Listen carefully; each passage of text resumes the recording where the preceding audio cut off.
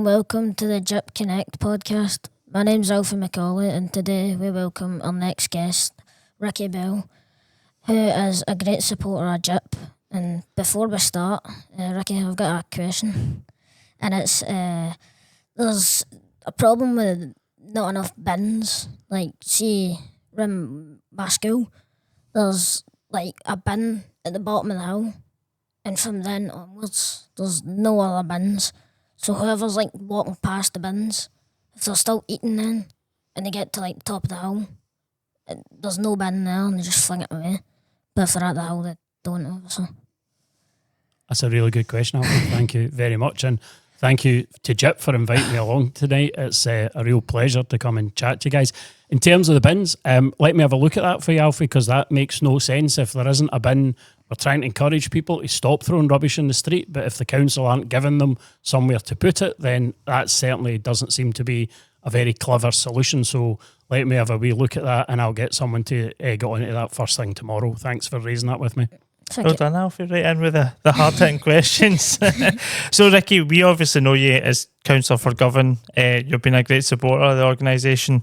I think first time we met you came to our holiday programme and sat through the madness of that. So where did you grow up yourself, and did you always want to be a councillor when you were younger, or was it something that happened along the way? So I was born in Govan, but I grew up in Shawlands. So my gran stayed in Shawlands and she died, and we got her house in Shawlands. So grew up in Shawlands, and then unfortunately my dad died when I was 9, and my mum remarried and she wanted a fresh start, so we moved to Irvine for a while, and then unfortunately she died when I was 14, so I was down there for a while, and I never wanted to be a councillor. I had no interest in politics at that point at all, until I wanted to get my own house. And I went, at that time in Irvine they had a thing called the Development Corporation, which was where they brought key workers into the town and tried to expand the town, and I went to see them about getting a house.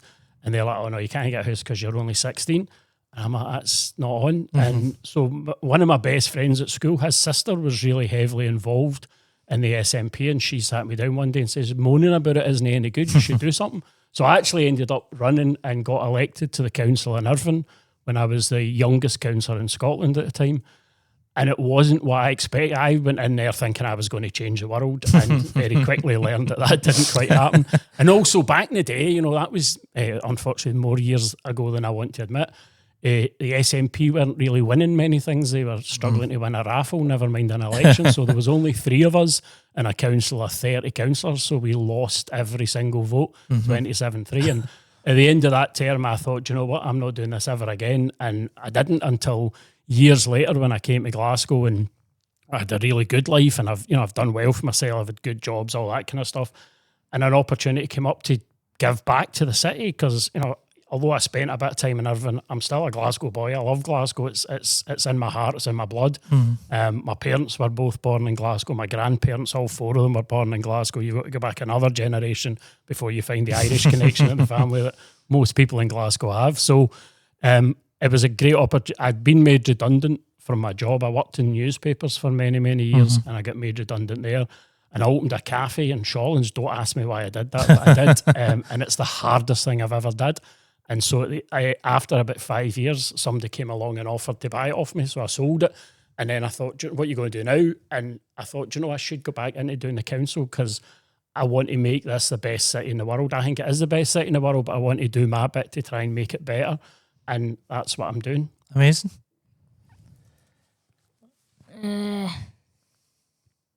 What's your work story from advertising to now being deputy leader of the Glasgow City Council?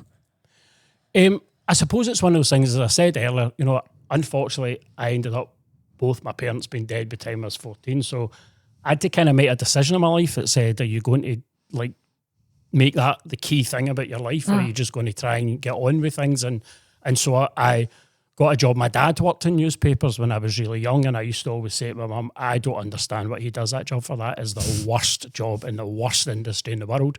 And there I went to work in newspapers. And but I loved it. It was a great job. It was really, really good. You were speaking to people all the time. You were working with folk, did a bit of time in the finance side first, and then I went on to advertising, and then ended up getting into do kind of general management.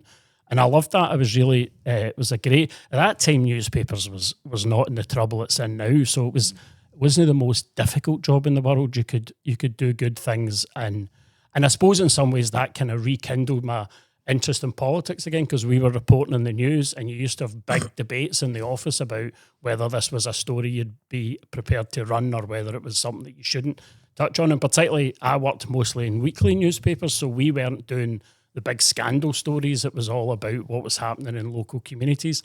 And as I say, then I decided when I got made redundant, I thought, right, this is your chance. You're getting to that stage in life now where the big job isn't that important anymore, so let's go and do something where you can give back to the community. And it was a dead obvious thing for me to come and represent Govan, because that's where I was born.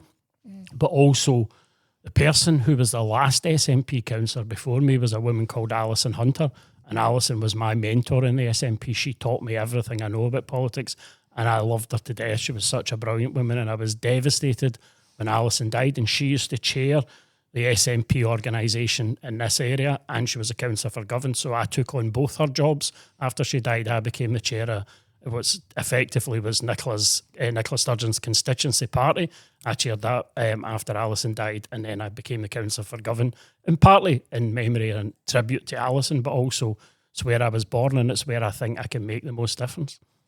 That was actually my next question. So it was why did you choose Govan? But that's obviously why, which is a lovely tribute to Alison. But what's it like being a councillor in Govan? I think I know the answer, but see, to be honest, John, I love it. Right, I really do.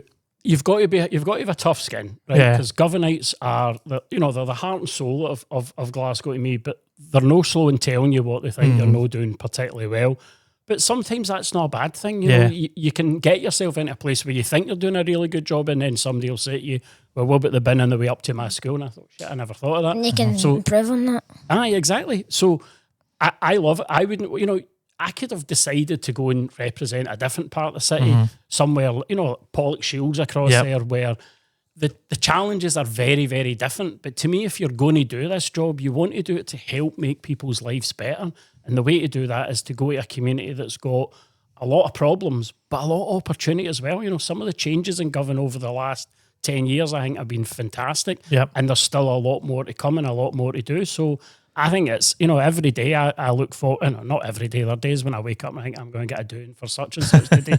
But most days you think this is, even if you're just moving things forward a wee bit, the bit I love about this job the most actually is doing the constituency surgeries, because folk come to you, and one of the biggest problems folk have is not that they don't know how to solve the problem, it's they don't know how to go about getting in touch with who at the council are you meant to speak to. And it's like, council don't always make those things easy for people. No.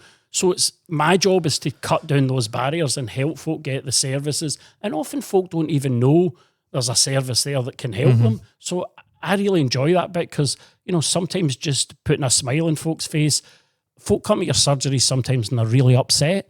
And when they go, if someone turns to me and says, do you know what, you've made me feel 100 times better, that's enough fulfillment for me. Brilliant. What steps have been taken to support regeneration? I don't know. That's all right. Can you get a bit of help? Aye. So what steps have been taken to support regeneration and create more positive spaces for young people in Govan? Well, I think there's more to be done. We have done some. We're putting money into organisations like yours. John said earlier, I'm a big supporter of you. I think your organisation is amazing. I think the work you do is fantastic. And, wherever I can find opportunities to put money into those organisations, I absolutely will. But I can't deny the fact the council's not in a great place financially. Our budgets have been cut for the last number of years, and we're trying really hard to keep delivering the services that we normally deliver. But we have to look at how we can deliver those services better, but maybe in a different way, so that it's not costing the same amount of money. But also, I think governments in a whole situation need to think more about how they put money into preventative stuff rather than how to sort the problems that people have got in their life. If we were supporting families more at the beginning, when one of the things I keep talking to folk about is the most vulnerable time often for a family is when they've just had their first kid. So if we're not in there giving them as much help and support, that young person might end up not, going off the rails or drinking or whatever, and then you're having to support the family with that, or mum gets a bit of depression because she's not got enough support. She doesn't, particularly when it's a younger mum, they don't always know, am I doing a good job? Am I being a good mum? So it's trying to move the council services from that end of the spectrum to the end where you intervene with families earlier and say, look, we're here to help and support you. And that's, that builds the whole journey, and that helps for young people. But I think the stuff that you guys do in terms of, building that capacity, some of the stuff around Park Villa, around the Benburg, where they've got lots of football stuff, I try and support all those organisations as much as I can. I'd love for us to do more, but finances are a bit strapped at the moment. Alfie, so you're a young person, so you've got a councillor sitting here. What would you like to see more of in Govan? Don't really know, to be honest. Not sure? Not really that sure. Do you think there's enough safe spaces for young people to go to, or do you think There could be more? a few more, to be fair, because some people don't usually go to it, but I think that's more of their fault not going to the safe places that are there for them. But So maybe getting ourselves out there more and telling young people what's happening. Hey, good stuff. So how can the council ensure that lower income areas like ours have the same access to opportunities as more affluent areas? Do you know, I think that's one of the biggest challenges, John, is because in the more affluent areas, you tend to find folk are more self-sufficient. So they're more used to, a lot of them working more kind of middle-class professional jobs, if you like. So they're used to interacting with big organisations like the council. And as I said earlier, I think that's one of the roles for elected members to do, is to make sure that our communities are getting the same representation. Folk always say to me, areas like Govan don't get the same amount of money spent on them. That's actually not true. When I was first elected and the first person said that to me, I was raging. And I went into council the next day and I said, I want to know why. And they got all the account and they showed me. And it's just because we have a lot more challenges in a community like Govan. There's families face a lot more difficulties. I remember having a conversation with Nancy Belford at Govan High one day, and she says to me, she'd asked me to go along to their award ceremony to give out one of the awards, and they'd introduced a new award, and it was for turning up. And she says to me, Councillor Bell, sometimes I don't think people understand the challenges that some of our families are in, where just getting yourself up and dressed and fed and come to school in the morning is actually a big challenge. Now, you go to some of the more affluent areas of the city, they wouldn't understand that. And it's the same, I think the governments need to learn a bit of a lesson on that, because they're always comparing councils with each other. But we've got more poverty now. To me, that's an absolute disgrace that we've got more poverty than almost any other council in Scotland. But there's very inbuilt reasons for that the council are trying to do things about, but not being able to do enough quick enough. But you can't compare a council like ours with East Renfrewshire, where they don't have those same problems. They don't have lots of kids that are in very challenging circumstances. So yeah, they have got better schools because they don't have all the, they've got more council tax money coming in because they've got much more big fancy houses that pay extra council tax, and they've got less things they need to spend that money on. So less people as well. Exactly, and less things people like that. and less services that are really critical to some of our more challenged communities. So I take it your budget for Glasgow would have to spread over a lot more things than, say, East Ren or Eastern Bartonshire or whatever. They would have to spread more. That's interesting. And are there any upcoming projects focused on improving local facilities or youth engagement? I suppose the big things about improving local facilities are, well, the one that's closest to my heart at the moment is about the Lyceum Cinema. So I am really determined. It really angers me that building's been allowed to get into the mess it's in. And it's such a strategic, it sits in such an important part of Govan, right in the middle of Govan Road itself. So we've set up a community organisation to try and take that back into community ownership, and then we'll go out to consultation with the community to say to folk, what would you like to see in it? So it will have to be things, the building, we could probably raise money from a number of different organisations to restore the building, because there's a bit of money in what they call the system and the kind of, funding places to sort historic and old buildings. but you'd need to find a way of driving some money in it so that it constantly can pay for its upkeep and things like that, because there's no point in us spending millions of pounds making it look really nice and then in 20 years it's back to being the state it's in just now. But we need to take ownership of it first. So we've done the first part. It's now the owner of it isn't allowed to sell it to anybody else without offering it to the community interest company first. But what we now need to do is decide whether we should go through the second part of that process, and that means that we would be able to take the guy that owns it would be forced to sell it to us, and to sell it to us at what they call market value. So he can't just make it a hugely increased price. He's got to sell it for what the people that value properties think it's worth. So that's the next big decisions we've got to make. And then the other thing that's happening that's really exciting is down at the Graven Docks. So the work's already started. We're going to open that as a park, and it will have facilities for young people to play in. It'll have a walkway where you can walk right out into the river so you can see everything that's going on in the river. And there's also a facility there that would be able to run music venues and concerts and things That in there. sounds really nice. And what we haven't found the money yet, but we're trying to find the money now. There's an old building there that's fallen down, but we'd like to be able to get that fixed up so that if it was raining, you could still have an event in there, but folk could go inside. And we've had some folk, I probably shouldn't say who they are just yet, but we've had organisations that run events and things in to look at it, and they're saying to us, you could probably get 80 people in there all eating food if you were able to put the roof back in that building. So there's a lot of really good things, but there's still loads of that space that we need to decide what to do. So we're looking at things. There's a really interesting project in Dundee at the moment where they've got a similar dock where they've closed the dock off so the water, because the big problem is the water's not really safe for people to go into. So we'd need to purify the water, and that just means putting chemicals in it to kill all the bacteria and things. So you would close that off so it doesn't keep getting water out of the Clyde, clean the water up, and then in Dundee they've put loads of big inflatable chutes and slides and all that so that folk can come and use it as a kind of water park and play in there and do. There's loads of people, I don't understand why, but there's loads of people now doing that outdoor swimming stuff where they go to swim in the freezing cold sea. I must admit, it's hard, but it's really good.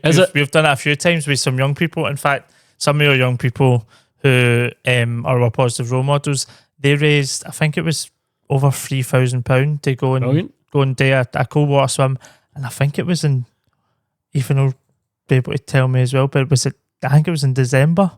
It was December, so it was Baltic. I bet and in fact, you can't see them, but we've got the big kind of jackets we needed them. But some of the girls, they were diving in and jumping in, and they were really good. So £3,000, so that was really good, and it went towards Fair's kind of programme, giving out food to kids at Christmas and stuff. So we're looking good. at doing something like that down there as well, so you could do cold water swimming in Govan. And also, we went up to see the folk at Pinkerton Bay, and they do some brilliant stuff up there as well. So we're looking at, because they were saying one of the ways they raise money is that most of the ambulance and fire brigade services use Pinkerton Bay for training. It's at Pinkston.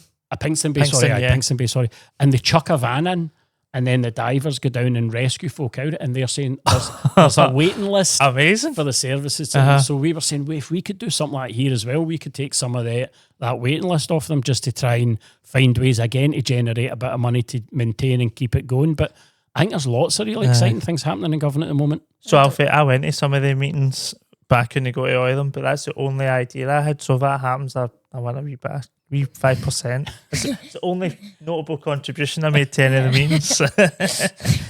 I never done much else. Where are we? So what support is available for local groups or young people who want to maybe run their own community projects? I think the council has got support mechanisms in place. So through the Era Partnership, as you know, there's a budget there that we can give to organisations to help them get themselves up and running. We just gave some money to an organisation down at the Elder Park end of a woman who had come to us and said she had identified that there was a real challenge with young kids who had challenging behaviours and were ADHD. And she says what the school are saying is that it's too much for that young person to come to school for a full week. So they were only coming for a few days, and she'd said to us, what are these what's happening to them? So she's set up a organisation in one of the churches down at that end of the ward. And so the area partnership have just given us some money, and I went to see her last week to see, and it's a fabulous place. Is that Imagination Station? Yeah, that's exactly who it is. Good. And it's great, and I mean, women's heart and souls, and you can tell she loves that project, and she was really, her whole story was really powerful when I went to see her. So there is that kind of thing, and also our community engagement team are doing stuff in order to try and work with communities about how we try and build resilience amongst communities, and we're looking at how we change. So you remember when we did the Thriving Places stuff, it never really worked the way I'd hoped it would, but one of the things we had was the community connector thing. So we're just in the process of trying to appoint a new community connector through a anchor organisation that will be in charge of that. So hopefully once that's up and running as well, that will be able to build capacity for organisation. One of the biggest challenges for us is there's loads of things that you could be doing, but the council doesn't always have the people or the ability to do it. It's often trying to find the community groups that can take on doing that. And, I mean, you guys are a brilliant example. We couldn't run the holiday food programme if it wasn't for what you guys doing. I'm happy to say publicly, I think you do the best in the whole city. And I've said that to loads of people, and folks say to me, well, how do you make that work? I say, go and talk to boys at GYIP. They know exactly how it works. So, and it is brilliant when you come and see it. And, I mean, your stuff, I don't need to tell you, it's packed every week. And then I try and get around quite a few in different parts of the city. And I don't, I mean, there are some great other organisations out there. I'm not saying there isn't, but I haven't seen anyone that does it as well as GYIP do. Absolutely You just saying that because nobody listens to this? No, not at all. We're going to heavily advertise this. I'm happy to say that anywhere, anytime. Oh, thanks very much. Absolutely true. But that's what we need more of. We need more of finding organisations that can deliver things like that. We'll help and support them. We'll give them funding where we can, but we can't do all of that for, No, it's brilliant. I mean, the holiday food programme has been a big game changer. And I mean, you do see it when there's the young people are coming in, they're getting their snacks and their lunch and stuff.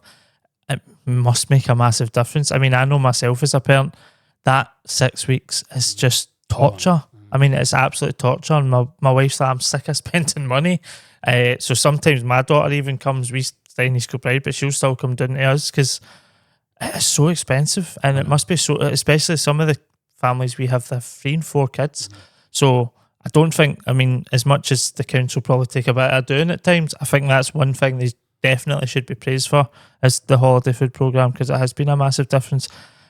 I don't particularly enjoy your holiday programme all the time. No, I bet it's madness. Ethan, our man over there, he likes a bit of madness, so he's right in about it. He loves it. I love it as well, but it's challenging after the 6 weeks. And no, I know, and I think, I've said this publicly before, it's the bit of the budget I'm most proud of. I really do think it is something that makes a huge difference. And it's not a cheap thing to do either. We could spend that money several times elsewhere, but it's the one thing I say to my colleagues all the time, that's not for discussion. We're refunding that again. That's just the way it goes. Brilliant. That's good. So long may you continue in there then. Alfie, you're next, mate. How can young people be more involved in shaping decisions that affect their area? By having a voice, Alfie. So you've already done that today by saying to me, so one of the things I would say is talk to your politicians. They aren't actually that different from ordinary people. I know folk think they are sometimes. I mean, they are a bit weird because who would do this for a living if you didn't have to? But I think, you can come and talk to people.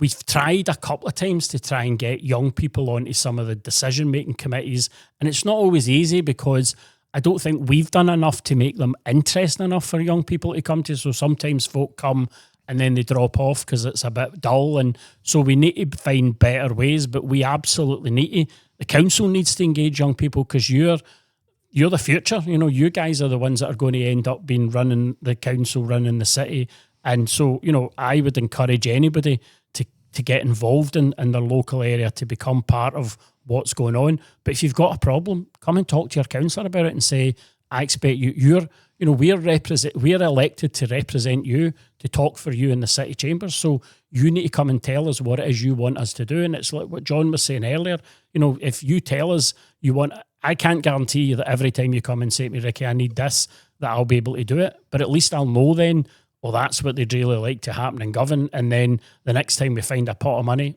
doesn't happen that often, but we find a pot of money, I'll think, oh, I know. Remember Alfie came and said that to us one day. What he really needs is that bin outside his school. Now, I'm not saying that because hopefully we'll get that sorted for you much quicker than anything else. But it's young people need to find their voice. They need to speak up for what they want to happen. And I think, we're in quite a challenging position just now in where communities are going, and there's a lot of unhappiness and people are quite angry at the moment. And I think young people need to speak their voice as well and say, this is what we think should happen and this is how we think the city should be run. Is that a kind of SNP feeling right across? Because obviously you are the guys that have kind of introduced the 16-year-olds being able to vote. Because I wish we would have been able to vote when we were 16, because I do think it is important that people like Alfie, you must be 14, so you a couple of years' time you should be able to vote. And I think that's crucial because it is their future that they're voting for. Absolutely. I think you're absolutely right there, John, because it is, I'm getting to that stage now where I'm almost getting to be called old. And I think so. I'm only 35 and I'm at that stage because they're well past me now. Of course, they're well past me now. So, but I suppose in politics terms, I'm probably not old actually, to be fair. But it's that thing about if we don't get the right people speaking out about how they want Govan to be in the next 10, 20, 30 years, then it's not going to keep going in the right direction. So I absolutely believe we need to have young people at the table making decisions and helping folk understand. It's like, years ago we used to always say, we need to get more women because we didn't have women's voices. Now, it's not perfect yet, but it's got a lot better. There's a lot more women come into community organisations. There's loads of women reviews in Govan already, but there's lots of people, and we're, as a party, trying to encourage more women to come into council or to run for the Scottish Parliament or even the Westminster Parliament if you have to, but we're trying to encourage them to get involved, because the more different people with different views you've got around the table, the better decisions you make. I think that's just, that's common sense. If I'm saying, it's like you said there, John, as a parent. Now, I'm not a parent, so I've got lots of family and that, and I do understand how people's lives are affected. And, I've seen loads of people who were good mates of mine and then suddenly they're a parent and it's all, I can't go to the pub on Saturday, it's all that stuff. But it's people who've got lived experience, understanding. By that, I mean, folk that have got, are a parent or are a woman or are a young person or someone that's come to the country from a different country. They can all bring different experiences. And if we don't learn from that, then I think we're missing a huge opportunity for all of us.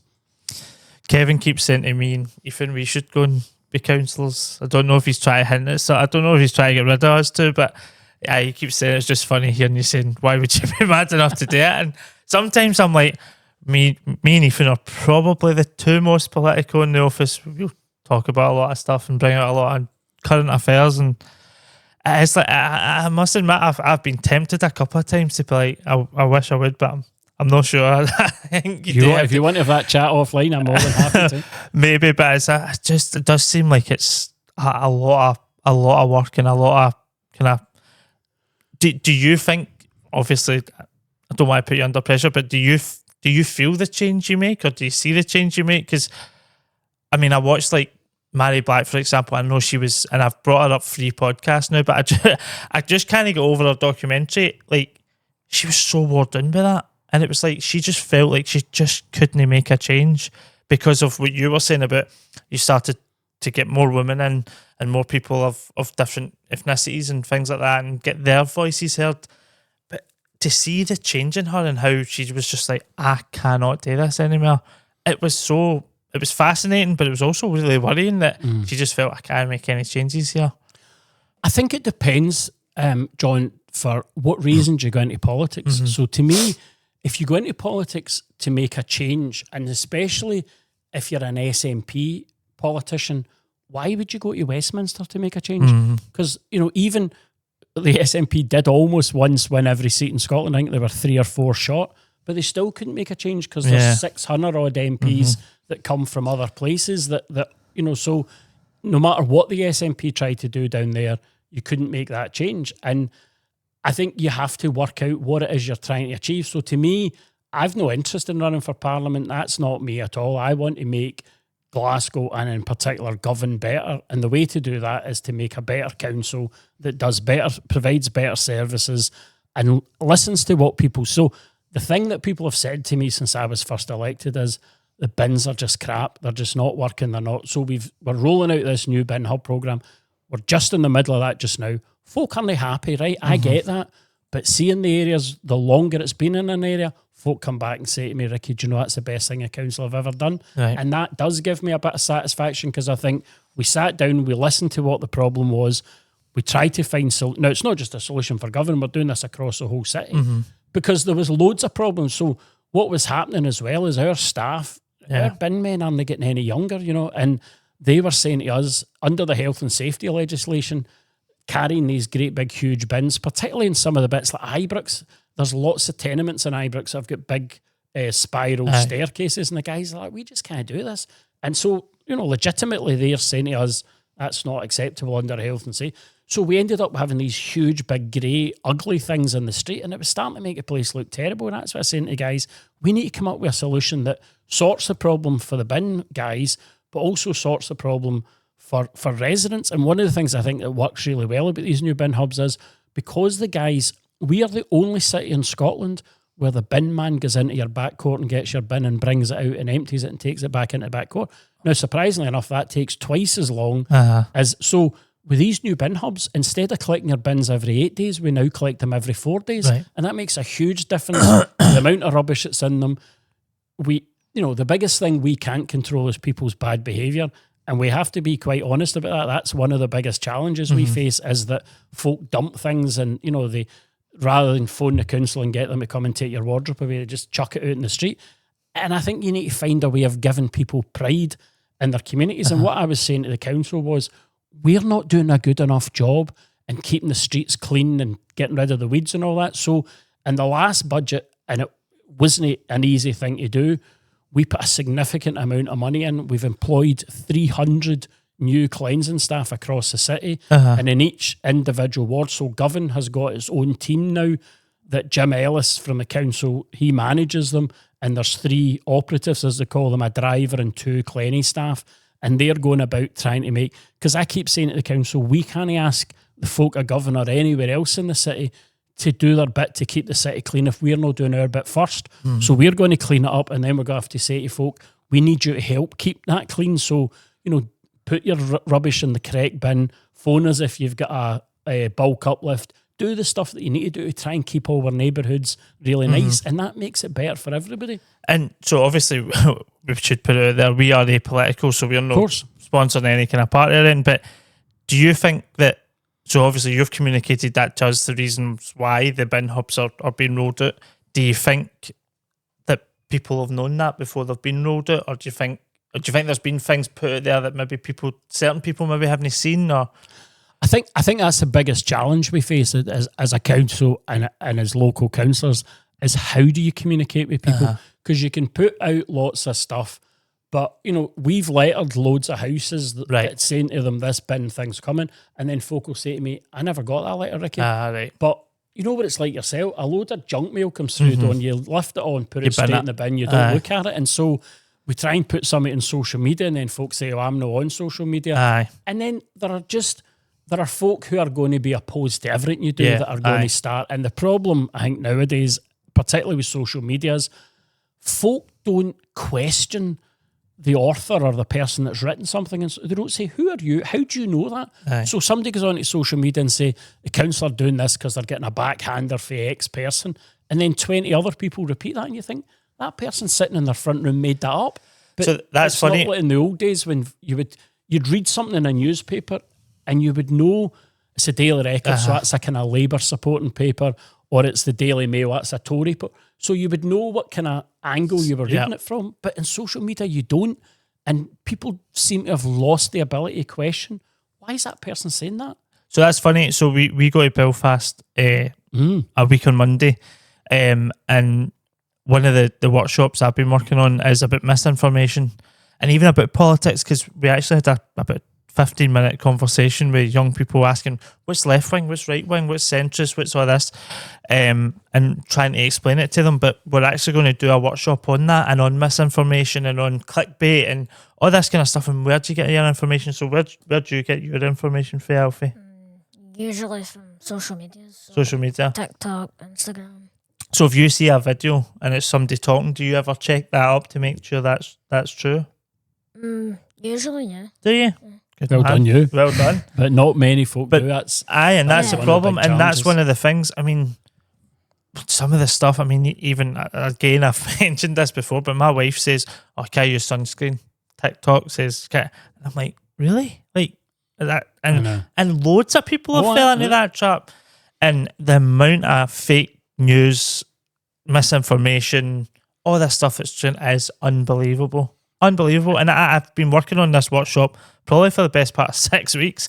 And the reason why it's took that long is because it's changing all the time. Oh, I There's know. new bits that I'm like, oh my God, right, okay, so such and such is saying people are doing this or this causes this or whatever. And I'm obviously not going to mention the full thing because I don't want anybody moaning, but it's like, really, like, it's so dangerous. And it's people that people should be able to trust. Exactly. And And I think that's the problem. And as that's well. the problem. Particularly, so you can see that in America now, where that guy that's a Kennedy of all folk, you would have thought would have been, but he's saying that their equivalent of paracetamol was causing illness amongst pregnant women, and you think that's just crazy. And then there's politicians in our country that are saying, "Oh, I don't know whether that's right or wrong." I know. You know it's wrong. Exactly. It's medically proven to be wrong. And that's really scary because, I mean, if I told my wife that twice she was pregnant, no, I don't, you shouldn't take, I think she would have hit me with a box of paracetamol. So, I mean, it's really, because, I mean, Donald Trump was basically saying, maybe try and push through. If you don't need to take it, don't. And he was trying, I don't know, he was trying to kind of be nice about it, if he can be nice about it.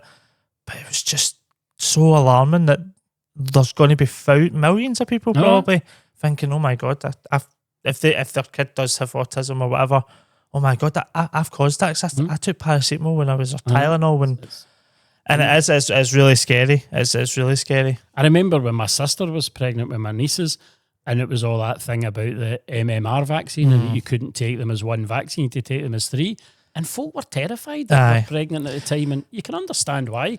And I think, in fairness, COVID's had a lot to do with that because it was the fastest kind of rolled out kind of vaccine. A lot of people were a wee bit sceptical and a wee bit like, that's too quick. That's far too quick, and we had to go through quite a wee bit of pain to get the rest of these vaccines first. So I get it. I get why people would be kind of unsure, but it's the amount of lies and all this kind of stuff that's... But then there were folk advising you to swallow bleach during COVID as well. So. Well, there you go. Exactly. I know. And the most powerful country in the world is... I know. So we'll not go there. What kind of things been done by the council to tackle things? Obviously, you've told us about poverty, but like mental health and maybe social isolation amongst like young people. So I think those are really, really big challenges for us. Obviously, poverty is the number one thing that we're trying to tackle, and we're looking at how does our poverty service work. So when I first came into the job as treasurer, I was saying, do you know what? We've been doing the same thing for 20 years, and we're not actually moving the dial that much. We're actually, in fact, we're just having a big conversation with all the services that deal with people that are in financial poverty. So, folk like Geraldine at Money Matters and folk like them, and we fund them by the number of people that they see. And I'm saying we need to change that because, we need to get to this stage now where if you come to me with a problem, John, and you say, I've got rent arrears, then our first question should be, well, why? What's happened to your life that's got you those? Because you didn't have those rent arrears 3 months ago or 6 months ago. And that could be a whole host of reasons. You might have lost your job, you might have had another kid, you might have developed an addiction. There could be a whole host of reasons. But if we don't drill down into that and then try and solve that, all those bits of your problems, so that we do that, what they call holistic, where we look at every problem you've got and try and solve all of them, we're never going to move the dial on that. It's a more kind of person-centred approach. Exactly. That's exactly right. So that's what we're trying to move to now. In fact, there's a paper just going to committee in a couple of weeks to we've been working with all the financial inclusion folk over the last 2 or 3 years to get them into a space that says we're going to fund you differently because we need you to act differently, and we need you to be able to, and we need to say, there's loads of people delivering that service across the city, but sometimes there's bigger demands in one bit of the city than there are in others. So we need to have the flexibility that says, do you know what, you're going to have to get some of your workers to go to Castlemilk this week, or to come to Govan, or wherever it is that we've got a problem for whatever reason. So there's a bit more flexibility in the system as well. So we're trying to do that to move that on. In terms of how we support people with mental health, again, a lot of that's done through our support to the third sector, because we don't have the capacity or the skills really to be able to do all of that. I mean, don't get me wrong, we've got some very good staff that work in particularly in the HSCP around mental health issues, but we're trying to support community organisations that are doing that, so that, because they know better, it's that thing. I think one of my biggest criticisms of the council, and we're getting better at it to be fair, but it's that one size fits all. Whatever the solution is in Govan is the solution in all 32 wards across the city, and you can't do that. We had that when I was first elected. One of the first problems that came across my desk was the parking issues along at Drummoyne, because they'd built they'd done the hospital and, all that stuff, and there was loads of new staff and loads of new patients, and they were all parking in the streets round about, and the council saying, the only way to do that is they've got to buy permits to park. And the residents are saying to me, get lost. I've lived here longer than the Southern's been there, and now you're asking me to pay to park outside my front door. And they're like, but that's how we do it in this part of the city. So actually we've come up with an entirely bespoke system that only exists in Drummoyne and nowhere else. But that was quite difficult to get the officers into a space where they could accept. And I think there's a thing about making the council take a few more risks, because it's an organisation that doesn't like to take risks. Because understandably, if we do something and it goes wrong, we get hammered for it in the press, and everybody says, you're a bunch of clowns. And clowns is not the word they use, but you know what I mean? So I can understand why the council don't, but we need to learn to take more risks. And one of the things we need to do as well is we haven't got enough money to solve all the problems. So we need to find other ways of raising money. And we've started doing that now. So we've just done the consultation around the tourist tax. And, folks say to me, that'll put folk... Every time you go on holiday to most countries, you end up paying it there. So why should we be any different? And that's money that we can use to make the city look better, so that more tourists come. But the city looking better helps Glaswegians as well. But then more tourists want to come, so you get more tourist tax off them. And it just... So there's things like that we're trying to do.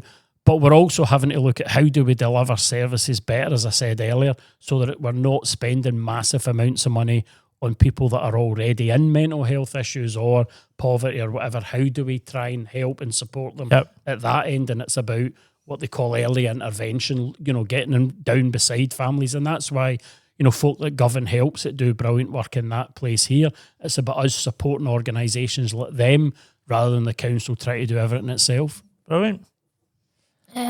What steps do you think can be taken to reduce negative influences in communities, such as gambling outlets or unhealthy advertising, and replace them with more positive activities?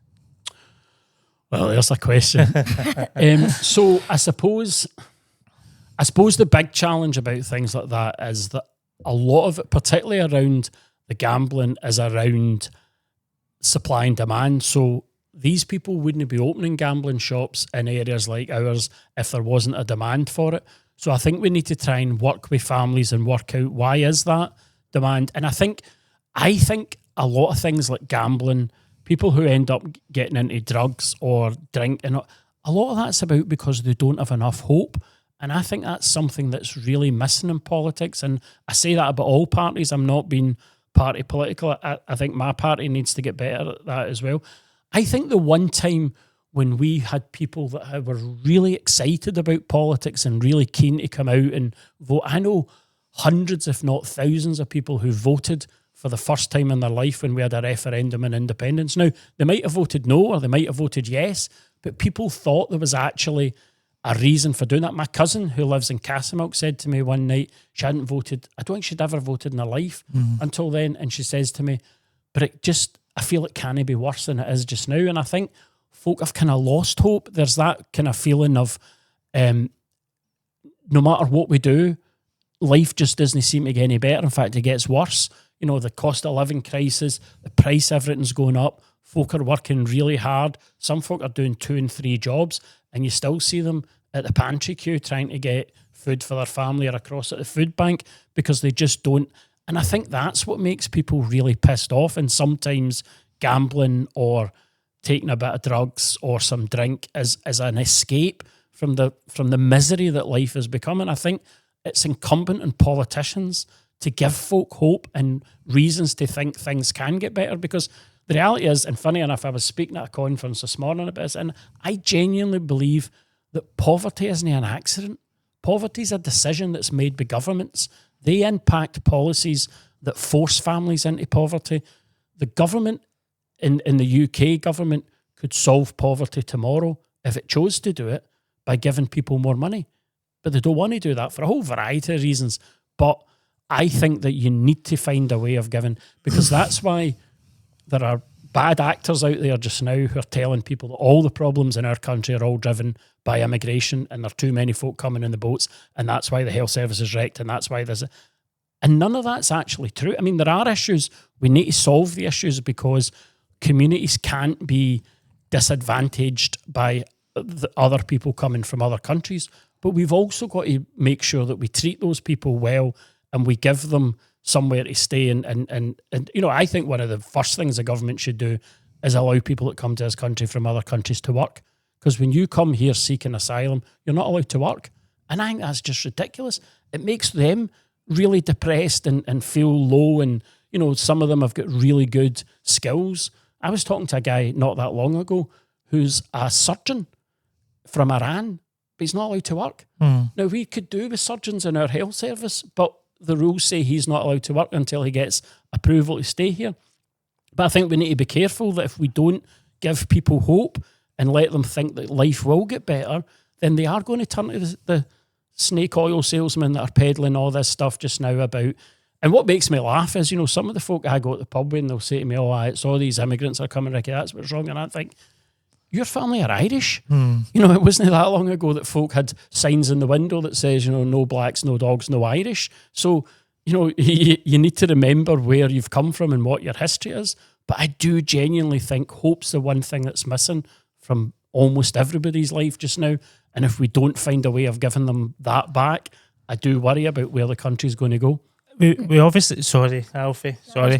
You obviously mentioned earlier about, I mentioned about communicating about the bins. Do you think that's partly why people like Nigel Farage and Donald Trump are doing so well? Because they communicate really well. And like me and Gina were talking about this. When they talk, you might not always agree with what they're saying, but you know what they're saying, and you know what they're trying to put out there.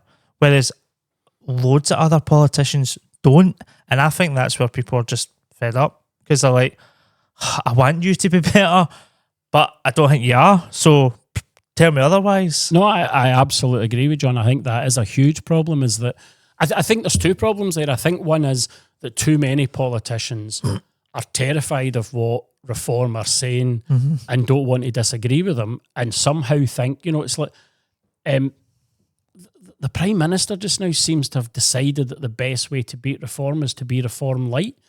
Nobody's ever going to vote for the anything light. If you've got the full fat version, that's where you're going to vote for. So to me, you need to be saying to folk like Nigel Farage, that's actually not true. You know, to me, one of the biggest problems that's wrong with the economy in this country just now is because we Brexited. We came out of the European Union, and actually the agreements that we had about how you could return people to their countries and all that were all part of what we gave up as part of Brexit. So that guy led us down that road to Brexit, and then as soon as Brexit happened, he disappeared and nobody heard from him for a couple of years, and he just left everybody else to try and sort out that mess. And now he's back trying to stir up trouble again. And don't get me wrong, there are issues we need to address. There are things that we need to do. But if people's lives were better, they wouldn't be so keen to find a scapegoat. And I think that is the problem. But I think you're right. I think all the politicians, particularly in the two governments, need to learn to communicate better, and they need to offer people hope. They need to say there is a better way of doing this. And there's loads of ways we could make the country much better, but they just don't want to do them. Because I was listening to a podcast, I think it was the news agents, and one of the guys was saying is, if your argument is my opponent's saying, so if say for example, somebody was to come and do a youth club next door, and they were doing something, I don't know, whatever they were doing, arts and crafts or whatever, and we go, do you know what, we're going to start arts and crafts. Well, if you're saying that what they're doing is really good, well, why would people not think I'll just go to them then, I'll not come to you, because you're agreeing that what they're doing is good. So it's almost that thing where that's what politicians are doing. They're saying, what he's saying is actually right, but let us do it. And they're like, well, no, we'll just let him do it. Well, exactly, of course. And it's that thing where people are fed up and they're like, do you know what, we're sick of you, we're going to give this guy a chance. And it might well be that that's the road that people go. And to be honest, I don't really blame people for feeling that way, because as you say, people are fed up. Of course. People are so fed up. We've had 14 years of austerity where everything's been cut back. You know, the state of the roads, the state of the whole country, and nobody's coming forward and saying, there is a way to make this. Now, there's loads of ways we could be making it better, but I don't know why it seems to me that national politicians seem to be afraid to have those discussions. And I keep saying to folk, the elected are crying out for that discussion. Yeah. You know, I think you're absolutely right. In fact, I think I might have listened to the same podcast, and I think it was Nicola Sturgeon was being interviewed by Emily Maitlis about her book, and Nicola said that very thing. It's like, if you're doing half of what I'm doing, or if you're going about saying to folk, Nigel Farage is right, but vote for me. Well, if he's right, I'll vote for him. That's really obvious. And so I think that is. And actually, to be fair to Keir Starmer, I think they ran a really, really clever election campaign, and that's how they won all the seats, because they said to people, this is a campaign about change. But they didn't ever say what change was. So everybody decided in their own head, that means this, whatever that person's, if you're in poverty, change means I'll get to come out of poverty, or if you've got problems with your addiction or whatever it is, I'll get that. But because they didn't tell anybody that, everybody had their own idea, and then what they seem to have delivered is nothing. Yeah. And I think it's that thing about, well, we've tried you, and now we've given Labour another shot, and that hasn't worked for us. So who's left? And that's, that is understandable, but it's a real problem. That's like us coming to you and saying, right, we need such and such money for the community fund, and we're going to make changes. And that's as vague as we give it. And then a year down the line, you say, so what have you done with the money? And we go, we're still working on it. No, that doesn't work. We wouldn't get away with that. Of course not. We wouldn't get away with that, but the people running the country are seem to be doing it. Able to do it. So I know. It's bizarre.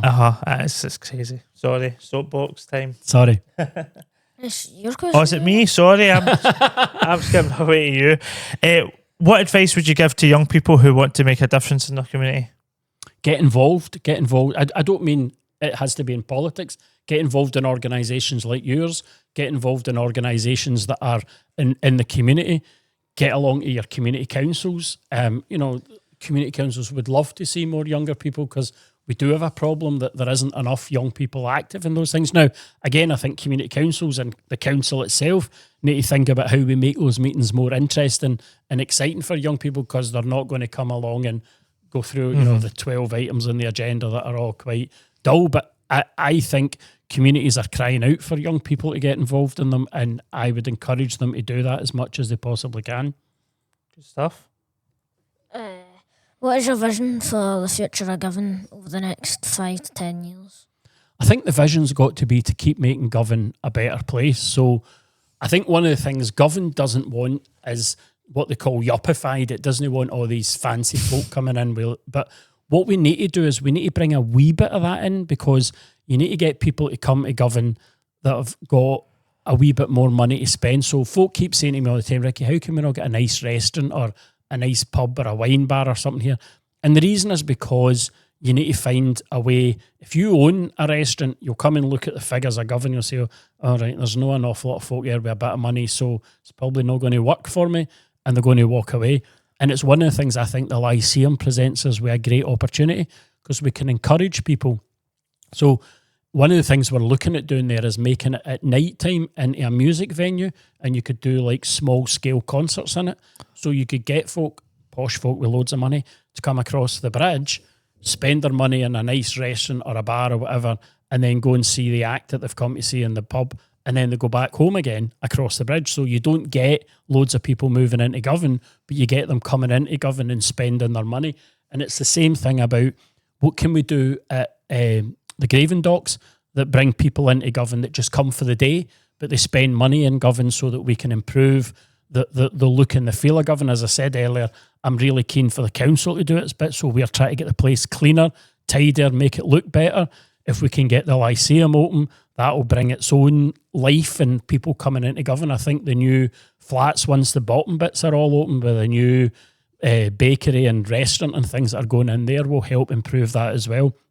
And then we need to look at where are the other opportunities for us if we do the Lyceum and we do. And the other thing that's really exciting about Lyceum is the guys at Strathclyde University who are doing their final degree for architecture. They chose the Lyceum to be their main project. Well, the guy who runs the architecture school chose it. And so they've done some fantastic drawings. So we're going to have a public exhibition and we're going to put all the drawings up. But there's one of them, it's just amazing. They've built a glass tower on top of the Lyceum that says Lyceum down one side and Govan down the other. And I said, that's the one for me. Let's put Govan in big bright lights across the whole city so everybody sees it. We can make Govan the destination. There's loads of, there's the Govan Stones. I don't think we're telling enough people. Every time I say to somebody, have you been to the Govan Stones? Oh, what's that? And it's a fantastic thing. One of the things I was really pleased about is we had discussions. So when the council were spending a lot of money across at the Borough Museum in Pollock, they went to see the bus companies that were doing the open-top bus things around the city. And I said to the woman, you should just come to Govan as well. And she's like, what do you mean? I says, well, there's loads of things in Govan. There's the Stones, there's the shipyards, especially. A lot of folk that go on those kind of bus tours are Americans, and they love all that history and things. And I was kind of half joking with her, but she came back to me a couple of weeks later and said, do you know, I think we could make this work. And so they now have an open top bus that comes through. And she said to me recently, do you know, when we come through Govan, that's the only part where people clap. She said the folk in Govan actually clap when the bus is coming through. But it's just getting folk to understand all the things that we've got in Govan. And the best thing we've got is the people, because we've got a brilliant community spirit. When I talk to officers in the council, and they'll say, all right, who should we go and talk to about that? And I'm, well, you'll need to talk to this. And you name all the organisations. Like, what have you got all the organisations? And just in Govan? And I'm like, aye, because we have got a brilliant community and we need to keep that community spirit going. So that's how I want to try and bring better services and better investment into Govan without changing the culture of Govan, because that's one of the best things about it is the people that live here and the community that we've got. It sounds really good, what you're trying to do, what you said. What was it? About what you were trying to build. So what was it? The doctors talking about. Sounds really good. Getting the posh people over and doing what you're trying to do. It sounds really nice and really good. Thank you. Hopefully it will be. Yeah. You any more questions, Alfie, you'd like to ask that aren't on the sheet?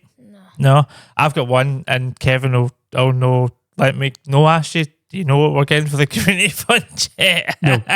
I didn't think so, but go to try it. Go to put you in the spot. Absolutely. Go to put you in the spot. Should be agreed November. November, we got a wee email. I'm just pushing you. I know. No, I understand that. Obviously, it's really important that we get that information out as quick as we can. We just need to try and... I think one of the big challenges for us is trying to work out what our budget settlement is going to be like. And now... Rachel Reeves has moved her budget to November, which means Shona Robison said hers won't be to January, which only gives us 4 weeks from they tell us what we're getting. And they don't even, the Scottish Government that's when the first reading of their budget is. They have 3 readings. Right. So it changes normally to the second and the third. You've just got to guess what you're getting when you hear the first one. Right, okay. But we'll obviously need to tell you guys In November? and then just cross our fingers. And I was, when you said January, I thought, it's been moved back again. Right, that's fine, because Kevin will listen to this tomorrow and he'll be like, what obviously happens is we do 3-year funding. Yep. We only get 1-year funding. So you have to kind of guess what's happening. We just have to hold our nose and hope for the best. Oh God, I know. So I thought. No, you're quite right. I didn't expect you. I didn't expect to come in and out of GYIP and not be asked. Aye. Thanks very much for coming on, Alfie. Well done. Thank you. First of many. Well done, Alfie. That was really good. Some really good questions. Thank you for that. Thank you. Thanks, Ricky. Thanks for coming on, mate. No bother. Cheers, John.